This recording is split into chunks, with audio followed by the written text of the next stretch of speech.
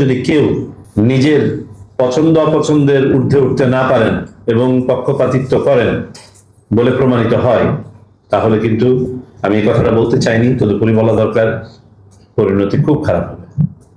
সবাই জানে যে এই নির্বাচনে পক্ষপাতিত্ব করার সুযোগ নাই, আচরণবিধি ভাঙার সুযোগ নেই।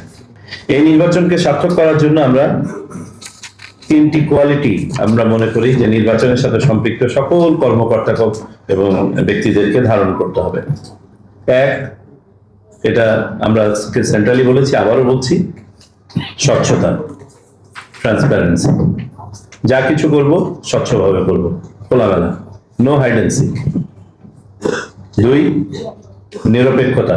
আর যখন আমি নিরপেক্ষতার কথা বলছি, অ্যাবসলিউট নিরপেক্ষতা, কোনো ধরনের পক্ষপাতিত্ব নয়, কারোর প্রতি নয়।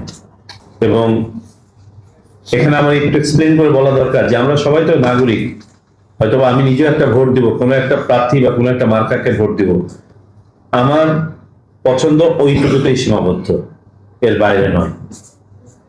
পেশাদারিত্বের জায়গা থেকে সবাইকে সমানভাবে জাজ করতে হবে।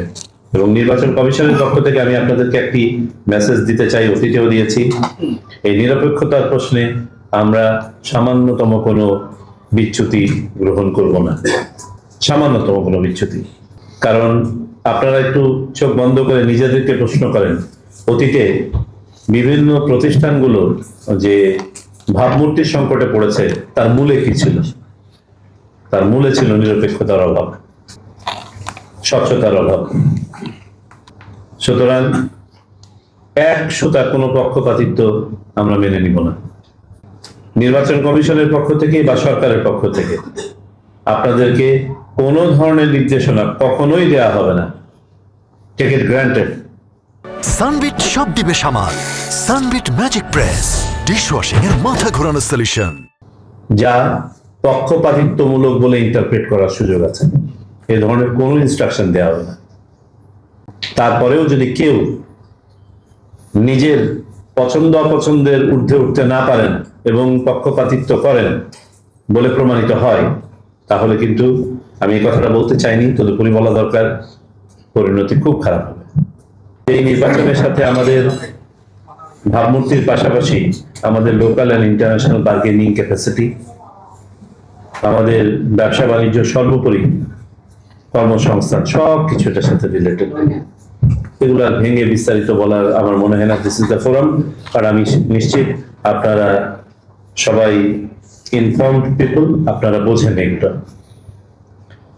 আর একটা বিষয় হচ্ছে, এই নির্বাচনটা কিন্তু unique in nature in many ways. প্রথমত হচ্ছে দীর্ঘ খরার পরে কিন্তু বৃষ্টির মতন এটা আমাদের দীর্ঘ ডেমোক্রেটিক ডেফিসিটের পরে সত্যিকার অর্থের একটা পার্টিসিপেটরি কম্পিটিটিভ ইলেকশন এটা। দ্বিতীয়ত হচ্ছে, এই নির্বাচনে প্রথমবারের মতো আমরা পোস্টাল ব্যালট কার্যকরীভাবে ইন্ট্রোডিউস করতে যাচ্ছি। এটা ছিল প্রভিশনে ছিল, কিন্তু কখনোই আমরা এটা বাস্তবায়ন করতে পারি নাই। আমরা এটা বাস্তবায়ন করার চেষ্টা করছি। তৃতীয়ত হচ্ছে, এবারে দীর্ঘদিন পরে অনেক আইনি সংস্কার হয়েছে, বিধিবিধান এবং আইনের সংস্কার হয়েছে। সেই সংস্কারগুলোকে, কনস্টিটিউশনাল সংস্কার নয়, অন্যান্য নির্বাচনী আইন রিলেটেড, সেগুলোকে ধারণ করে একটা নির্বাচন অনুষ্ঠিত হতে যাচ্ছে। তথ্য প্রযুক্তির অ্যাডভান্সমেন্টের সাথে সাথে এই ধরনের রিয়েল টাইম মনিটরিং এ প্রথমবারের মতো নির্বাচন হচ্ছে।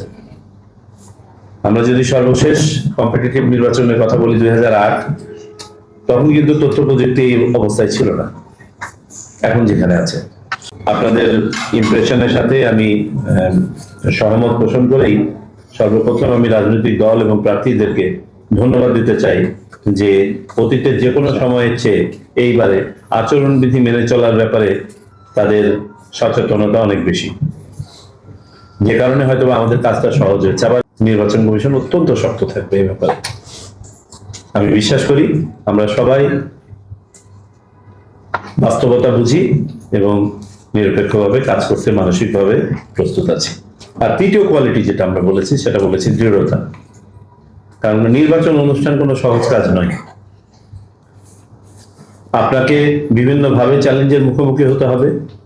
যখন আপনাকে কোনোভাবে চ্যালেঞ্জ হবে, তখন আপনাকে সামাজিকভাবে হেয় করা হবে, বিভিন্নভাবে চ্যালেঞ্জ করা হবে, আপনাকে নৈতিকভাবে শক্ত থেকে দায়িত্ব পালন করতে হবে। এবং এই দৃঢ়তাটা আছে বলেই আপনাদের স্ব স্ব প্রতিষ্ঠান এই নির্বাচন অনুষ্ঠানের জন্য আপনাদেরকে চুজ করেছে, পিক করেছে। আপনারা কিন্তু কোনো সাধারণ ব্যক্তি নন। বর্তমান নির্বাচন অনুষ্ঠানের সাথে যারা সম্পৃক্ত আছেন, বিশেষ করে আমাদের বিভিন্ন প্রতিষ্ঠানের, তারা কিন্তু হ্যান্ডপিক, চোজেন। আপনাদের নিরপেক্ষতা প্রশ্নাতীত বিধায় আপনাদেরকে আপনাদের প্রতিষ্ঠান এখানে নিয়োগ করেছে। নির্বাচন অনুষ্ঠানের সাথে সরাসরিভাবে আমাদের 6টি কমিটি বা টিম কাজ করে থাকে, 6টি। এর মধ্যে সবচেয়ে পাওয়ারফুল কমিটিটা হচ্ছে electoral inquiry and adjudication team committee. এটা একটা বিচারিক কমিটি, যুগ্ম জেলা জজ বা যুগ্ম মেট্রোপলিটন ম্যাজিস্ট্রেট সম পর্যায়ের একজন সিনিয়র বিচারক এখানে দায়িত্ব পালন করে থাকেন।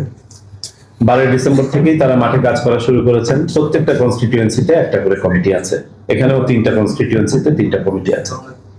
এই কমিটির কাজ কিন্তু ব্যাপক। অতীতে এই কমিটির কাজটা কিছুটা লিমিটেড ছিল, এটার নাম ছিল শুধু ইলেকট্রাল ইনকোয়ারি কমিটি। এবারে আইনি সংশোধন করে এটাকে ইনকোয়ারি অ্যান্ড অ্যাডজুডিকেশন কমিটি করা হয়েছে, অর্থাৎ শুধু ইনকোয়ারি না, মাঠে বিচারিক কাজও করা যাবে।